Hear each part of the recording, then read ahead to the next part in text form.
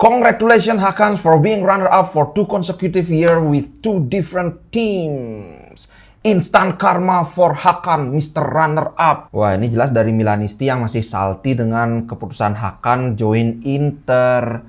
Oke, betul dia di Milan runner-up juga nggak dapat Scudetto. Pindah ke Inter, tahu-tahu Milan yang dapat Scudetto. Runner-up lagi di Milan. But hey, ketika dia main di Milan, aku lupa berapa musim, kayaknya 4 musim apa 5 musim ya. 0 trofi. Pindah ke Inter, musim pertama langsung dapat 2 trofi. Sedangkan Milan sekarang dapat 1 trofi. Ya, jadi kalau dilihat dari perspektifnya Hakan Çalhanoğlu, keputusan dia tepat karena dia main sekian musim di Milan 0 trofi. Pindah ke Inter, langsung dapat 2 trofi.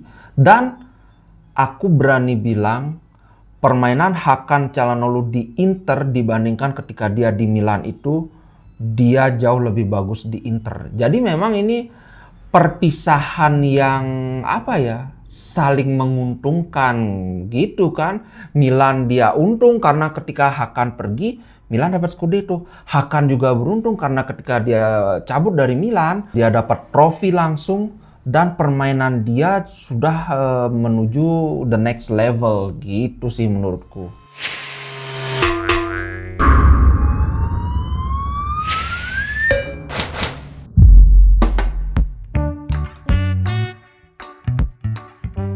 Halo Sobat Mumin, apa kabar? Buat kawan-kawan yang masih nyari gua, aku sudah ada bookingan. Ayo hubungi aja aku. Ingat loh, lagi-lagi aku ingatkan sepak bola itu entertainment. Kalau kita lagi menang, waktu ini dapat Coppa Italia, oke silahkan happy. Kalau lagi kalah, silahkan kecewa, tapi nggak usah berlarut-larut dan nggak usah lebay. Oke. Nah, sebelum aku membahas inti konten dari ini, aku mau membahas ini.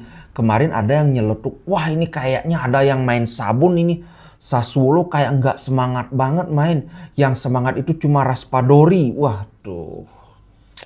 Katanya 3 gol dari blunder semua. Waduh.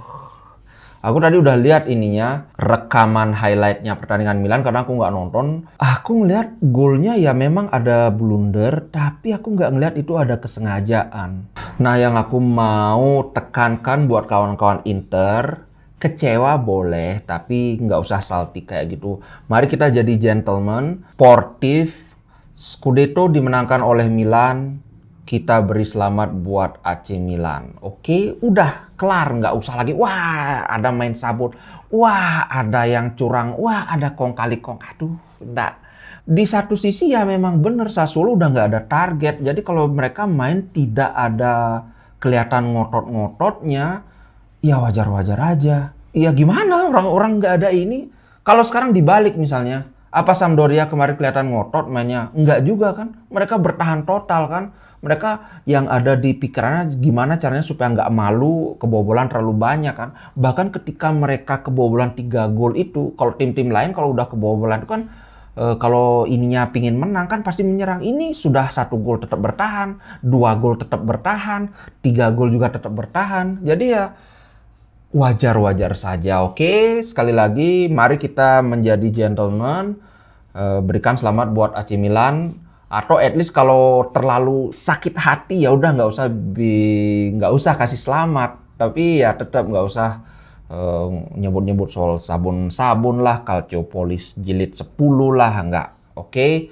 Nah, ayo kita bahas ini aja pertandingan kemarin. Oke, sejujurnya kita kan memang sama-sama tahu ya peluang kita itu memang tipis. Walaupun aku kemarin bikin konten itu kan itu cuma hiburan aja, tapi deep down kita sama-sama ngerti karena Sassuolo dari segi level pemain juga memang kalah dengan Milan, apalagi ditambah mereka tidak ada target yang dikejar. Jadi ya mari kita fokus dengan permainan Inter Milan sendiri. Inter Milan kemarin itu tidak beruntung aja bahwa babak pertama itu kita nggak bisa bikin gol. Karena peluang kita banyak banget. Sundulan Lautaro Martinez, kemudian sundulannya Korea yang itu umpan crossing dari Perisic disundul balik oleh Dumfries dan kemudian disundul lagi oleh Korea. Waduh, gila Audero ini bener-bener kayak saya super bro. babak pertama itu kalau bukan karena kipernya yang tiba-tiba kayak tampil kerasukan rohnya Son Goku itu, aduh, gila bener itu. Lautaro Martinez aku ngeliat kemarin dia sial aja itu, peluangnya dia bagus, dia mainnya sangat bagus, tapi harus diakui memang Korea kemarin mainnya gacor banget. Kayaknya menurutku kemarin itu man of the match-nya Korea. 2 gol. Dan bukan hanya 2 gol aja, peran dia di lapangan tengah membantu di build up serangan itu sangat kentara. Bukan tidak mungkin duet utama kita musim depan itu adalah Lautaro Martinez Korea. Kalau kita nggak dapat Skamaka, nggak apa, ambil Raspadori aja. Jadi duet utamanya Lautaro Korea, kemudian yang dua itu kan ada Raspadori misalnya masuk, Zeko, kemudian lagi satu aja nih, tinggal cari lagi satu. Pulangin Pinamonti aja, kenapa? Pinamonti kan ini striker number 9 murni. Penampilan dia di Empoli bagus banget. Jadi kalau dia mendapat servis dengan lapangan tengah yang arguably terbaik di Serie A, bukan tidak mungkin perolehan gol si Pinamonti itu jauh lebih bagus dari musim ini kan. Itu sih kalau menurutku. Kebetulan ini juga senada dengan omongannya si BP Marotta. Congratulations to AC Milan, but our statistics are better. No transfer market revolution this summer. Jadi selamat buat AC Milan, tapi statistik kami lebih baik. Nah, kita sekali lagi aku orangnya sangat objektif. Menurutku aku setuju statistik kita lebih baik, kita lebih produktif, kita cenderung lebih mendominasi permainan dan sebagainya. Kebobolan pun kita cuma selisih 1 gol aja lebih banyak kan, kita kebobolan 3-2, Milan kebobolan 3-1. Jadi ketika dia bilang tidak ada revolusi transfer market di musim panas ini, aku juga cenderung setuju karena lini belakang kita sangat-sangat bagus. Di Serie A trio pertahanan kita adalah trio terbaik, salah satu terbaik lah, biar nggak dibilang terlalu sombong kan. Trio lini tengah kita, aku berani bilang terbaik di Serie A. Hakan, Barella, Brozovic, aku sangat percaya diri mengklaim bahwa mereka yang terbaik. Kemudian back kiri, wingback aku juga yakin Perisic yang terbaik di Serie A. Kalau diadu sama Theo Hernandez mungkin selevel, cuma Theo Hernandez kan fullback dia, bukan wingback. Mungkin sektor serangan kita yang bukan yang terbaik. Maksudnya striker dan juga sayap kanan. Dumfries tampil sangat bagus di musim pertamanya, tapi aku ngeliat bukan yang terbaik lah. Begitu bro, aku lihat ini di player rating Sempre Inter, mereka setuju denganku bahwa man of the match-nya itu Joaquin Korea, nilainya 7,5. Kalau dari sisi permainan pertahanan kita, Skriniar, De Vrij, Handanovic dan back-back itulah, aku nggak ngelihat ada catatan penting karena ya Sampdoria hampir tidak ada serangan berarti kan, cuma tembakannya Kandreva di babak pertama itu aja yang agak berbahaya, tapi itu pun melenceng. Nah, kemudian ada lagi nih yang lagi-lagi muncul, ini gara-gara Radu aja nih. Aku terus terang aja aku tidak setuju. Dan kebetulan aku pendapatku sama dengan pendapatnya Inzaghi dan juga Ranocchia. Faktor yang paling penting yang membuat kita gagal Scudetto musim ini itu bukan karena kekalahan lawan Bologna. Itu cuma salah satu dari 4 kekalahan kita. Kan kita kalah 4 kali. Lawan Bologna, lawan Sassuolo, lawan Milan, terus ada lagi satu aku lupa lawan tim mana. Pokoknya 4 kali kalah. Kita nggak bisa cuma tunjuk jari gara-gara satu kekalahan itu aja, nggak bisa. Itu yang pertama. Yang kedua, dropnya performa kita di bulan Februari Maret. Jadwal kita itu benar-benar jadwal neraka. 2 kali lawan Liverpool, ada Coppa Italia juga. Nah, sehingga kesimpulanku faktor utama yang bikin kita gagal Scudetto itu adalah kita tidak punya pemain pelapis yang mumpuni. Itu kalau menurutku, itu yang bikin penampilan pemain inti kita menurun karena kelelahan. Bayangkan waktu itu, aku lupa 3 minggu berturut-turut kalau nggak salah kita bermain 3 kali dalam sepekan. Itu benar-benar capek banget, kelihatan pemain kita, aduh kayak berat banget. Terutama Hakan Calhanoglu kan, kita tahu Hakan staminanya tidak sebagus Barella dan Brozovic.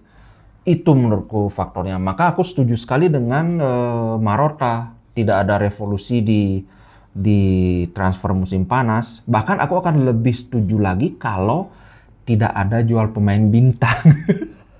Kalau kawan-kawan pasti setuju ini. Karena siapa? Sekarang yang aku akan ini aja sekilas aja. Yang naga-naganya paling mungkin bakal dijual itu kayaknya Bastoni. ini yang paling mungkin bakal dijual karena harganya sangat bagus. Tapi aku sangat-sangat tidak setuju Bastoni dijual. Kemudian Lautaro Martinez lebih tidak setuju lagi.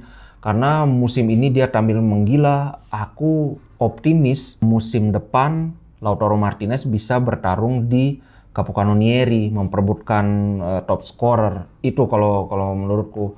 Asalkan lini tengah kita tetap Brozo, Hakan, Barella ini tidak diusik-usik, dan tambahan ada ini backup backupnya yang sekelas Fratesi lah, kemudian Paredes, walaupun Paredes kecil sekali kemungkinannya, kemudian Schouten, walaupun Schouten juga kayaknya enggak, kita lebih fokus ke Aslani, dan di kiri Perisic. Inter Milan belum menyerah untuk Perisic walaupun kemarin dia kan cedera ya, kayaknya cederanya nggak terlalu parah. Pakai apa itu tempat tidur rumah sakit itu, tapi habis itu dia bisa jalan lagi. Semoga nggak parah. Mungkin ini bisa jadi sinyal bagus. Jadi Perisic lagi mikir-mikir lagi, aduh aku cedera nih, ya mau aja dah 4,5 juta kan, siapa tahu kayak gitu. Oh ya, ini yang ingin aku komentari lagi soal Gosens. Nah, Gosens kemarin karena Perisic cedera kan, kemarin dia dapat menit bermain yang lama. Aku ngeliat tipikal dia beda banget dengan Perisic. Gosens bukan dribbler yang sebagus Perisic, tapi aku ngeliat dia rajin kirim crossing. Hal yang sangat jarang kita dapat dari si Dum-Dum. Kemudian pergerakan dia juga aku lihat nyambung dengan pemain-pemain lain walaupun dia jarang main kan. Jadi aku ngeliat Gosens ini, aku tetap optimis bahwa musim depan Gosens bisa benar-benar bertarung dengan Perisic memperebutkan starting line up. Begitu sih. Oke, itu aja untuk konten kali ini. Buat kawan-kawan, terima kasih banget yang sudah bersedia jadi sponsor, yang sudah kasih saweran juga di Sociabas. Buat kawan-kawan yang nyawer, kalau misalnya ada request atau ada saran atau ada masukan, boleh di sana. Aku nggak janji aku bisa turuti semua, tapi pasti aku akan lebih pertimbangkan. Sampai jumpa di konten ngomongin berikutnya. Ciao!